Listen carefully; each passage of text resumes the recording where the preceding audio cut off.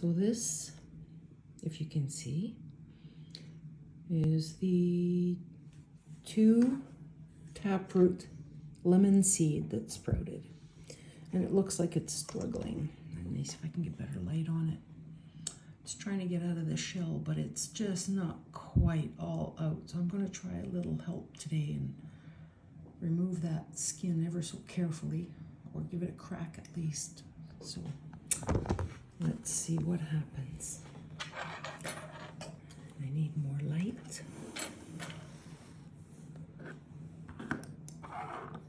So